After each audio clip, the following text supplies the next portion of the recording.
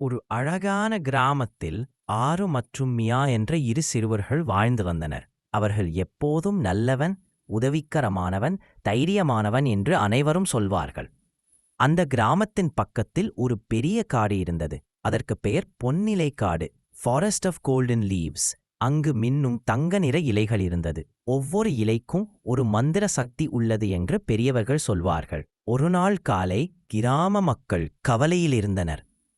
பொன்னிலை காடு மங்கி கிடக்கிறது, அந்த தங்க இலைகள் குறைந்து போகுது என்று மக்கள் பேசிக் கொண்டிருந்தார்கள். எல்டர் ரோஹன் கூறினார், இது நல்ல அறிகுறி இல்லை, காடின் மந்திர சக்தி குறைந்து வருகிறது.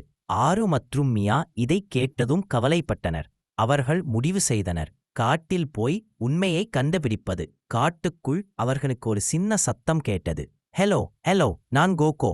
அவர்கள் கீழே பார்த்தார்கள். ஒரு நகைச்சுவையான பேசும் வாலாட்டி. கோகோ சொன்னது, தங்க இலைகளை ஒரு கெட்ட சக்தி திருடிக்கிறது, நீங்க மட்டும் அதை காப்பாத்த முடியும். ஆறு, எது அந்த கெட்ட சக்தி? கோகோ, அது நிழல் பல்லி, ஷாடோ லிசர்ட். கோகோ அவர்களை ஒரு பெரிய பாறைக்கு கொண்டு சென்றான். அங்கு ஒரு காற்று வீச ஆரம்பித்தது.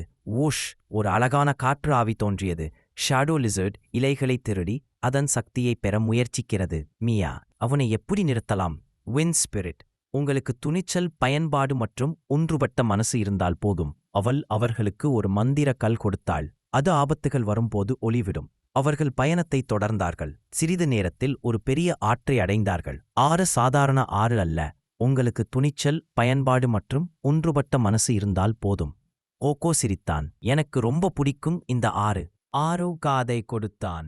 தூரத்தில் ஒரு உதவிக்குரல், என்னை காப்பாற்றுங்கள். ஒரு சிறிய மான் ஆற்றில் சிக்கி தவித்தது.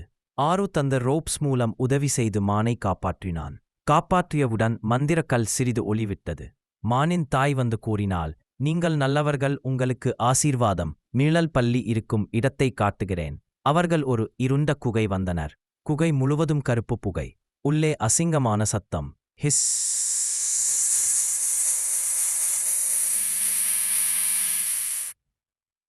இந்த இலைகள் எனக்கு சக்தி தரும்.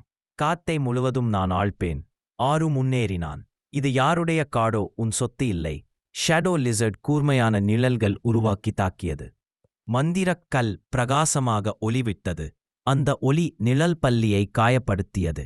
மியா கத்தினால் அரு ஒன்று. அவர்கள் மூவரும் கற்களை ஒன்றாக உயர்த்தினர்.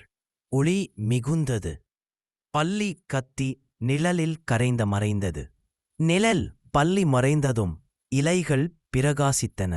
வேலத்தில ஈரூதிய பாடுகள். நிழலில் பல்லி பறவைகள் பாடின. அவர்கள் கிராமத்திற்கு திரும்பினார்கள். எல்டர் ரோஹன், நீங்கள் இளம் வயதிலேயே உண்மையான வீரர்கள். கோகோ சிரித்தான். நான் சொன்னேனே, நம்மால்தான் முடியும் என்று. அவர்கள் அனைவரும் சிரித்தனர்.